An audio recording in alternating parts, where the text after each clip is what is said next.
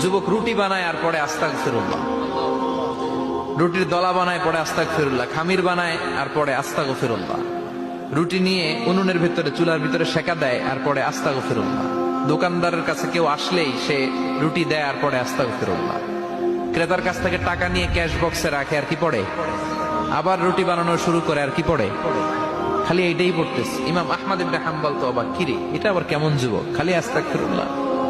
উনি প্রশ্ন করলেন, যুবক ঘটনা কি? আসার পর থেকেই তোমার দেখতেছি তুমি রুটি বানাও, রুটি বিক্রি করো আর পড়ো আস্তাগফিরুল্লাহ, মালাকা ইয়া শাবাব।